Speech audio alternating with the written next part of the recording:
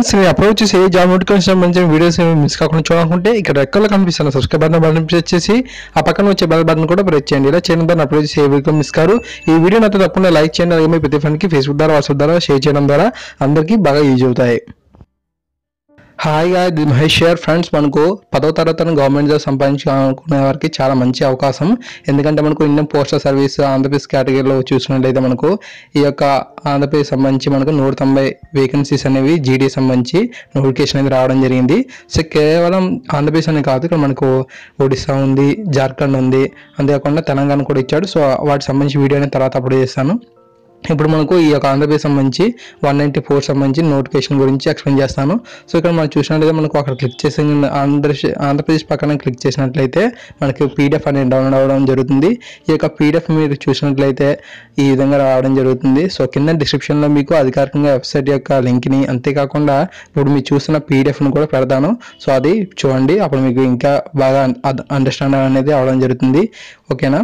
So ఇక్కడ మీరు చూస్తున్నారు కదా, ఆంధ్రప్రదేశ్ సంబంధించి ఆంధ్రప్రదేశ్ సర్కిల్లో సంబంధించిన గ్రామీణ డాక్ సేవక్ పోస్టులకు నోటిఫికేషన్ రిలీజ్ అవ్వడం జరిగింది. ఏజ్ లిమిట్ విషయానికి వచ్చినట్లయితే మనకు 18 నుంచి 40 సంవత్సరాల వయసు కలిగిన అభ్యర్థులు అప్లై చేసుకోవచ్చు. ఎస్సీ వారికి, ఎస్టీ వారికి మనకు 5 years అప్పర్ ఏజ్ రిలాక్సేషన్ ఇచ్చారు. బీసీ అంటే ఓబీసీ వారికి 3 years అనేది అప్పర్ ఏజ్ రిలాక్సేషన్ ఇచ్చారు. ఫిజికల్లీ హ్యాండిక్యాప్డ్ పీపుల్కి 10 years అనేది అప్పర్ ఏజ్ రిలాక్సేషన్గా ఇచ్చారు. ఓకేనా? ఎడ్యుకేషన్ క్వాలిఫికేషన్కి వచ్చినట్లయితే మనకు 10వ తరగతి పాస్ అయి ఉండాలి ఫ్రెండ్స్. మంచి స్కోర్ అనేది ఎవరైతే పాస్ ఉంటారో 10వ తరగతిలో, సో వారికి జాబ్ అనేది వచ్చే అవకాశం అయితే ఉంది. కంప్యూటర్ నాలెడ్జ్ కూడా ఉండాలి. అయితే మీరు అప్లై చేసేటప్పుడు మీరు కంప్యూటర్ సర్టిఫికేట్ ఇవ్వకపోయినా పర్వాలేదు. బట్ ఏంటంటే మీకు జాబ్ వచ్చింది అనుకోండి, ఆ యొక్క జాబ్ వచ్చిన తర్వాత మీరు 60 days కంప్యూటర్ కోర్స్ ఏదో ఒకటి నేర్చుకున్నట్టుగా చూపించాలి. ఓకేనా? ఓన్లీ సెలెక్ట్ అయినప్పుడు మీరు చూపించినా పర్వాలేదు అనమాట. అక్కడ మనకి పోస్టల్ ఇన్స్పెక్టర్ చెక్ చేస్తాడు, మీరు 60 daysకి సంబంధించి మీరు ఏమైనా కంప్యూటర్ ట్రైనింగ్ ఏమైనా తీసుకున్నారా అని అడుగుతారు.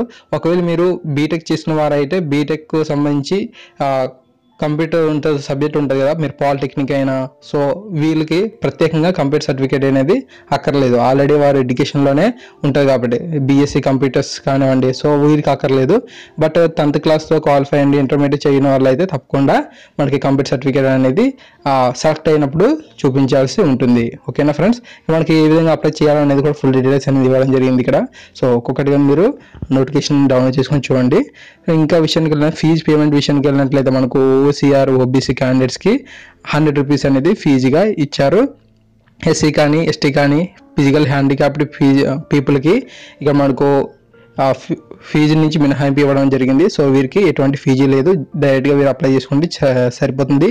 ఫీజు పేమెంట్ అనేది తప్పకుండా మీరు అంటే ఆంధ్రప్రదేశ్లో కానీ తెలంగాణ వారు కానీ ఈ యొక్క పోస్టులకి, ఆంధ్రప్రదేశ్ పోస్టులకి అప్లై చేసుకోవచ్చు. తప్పకుండా మీరు ఫీజు ఎక్కడ కట్టాలంటే మీకు హెడ్ ఆఫీసులు ఉంటాయి కదా, సో అక్కడ హెడ్ ఆఫీస్లోనే ఇక్కడ ఫీజు అనేది పేమెంట్ చేయాల్సి ఉంటుంది.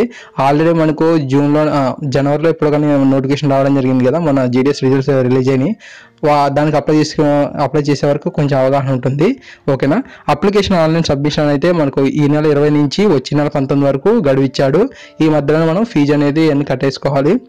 ఇంకా మీరు చూసినట్లయితే ఏ కేటగిరీకి ఎన్ని పోస్టులు ఉన్నాయి, బ్రాంచ్ ఆఫీస్ ఏంటి, కేటగిరీ అంటే జీడీఎస్ బీపీఎం, జీడీఎస్ మెయిల్ కేరియరా, అక్కడ ఏ ప్రాంతాల్లో ఎన్ని పోస్టులు ఉన్నాయి ఖాళీగా, అవన్నీ కూడా ఇచ్చాడు. అంతేకాదు ఫీజు అంటే మనకు వచ్చే జీతం గురించి కూడా పక్కన ఇవ్వడం జరిగింది. అయితే ఇది 6th pay commission సంబంధించింది. మనకి 7th pay commission అయితే కొంచెం పెరిగింది ఆల్రెడీ. సో ఇక్కడ మనం చూసినట్లయితే కేటగిరీ వైజ్గా పోస్టులు చూసినట్లయితే మనకు ఓబీసీ వారికి 57, ఫిజికల్లీ హ్యాండిక్యాప్డ్కి 5 ఉన్నాయి, ఎస్సీ వారికి 34, ఎస్టీ వారికి 3 ఉన్నాయి, అన్రిజర్వ్డ్ కేటగిరీలో 88 ఉన్నాయి. సో ఈ విధంగా మనకు 190 పోస్టులు అయితే ఉండడం జరిగింది.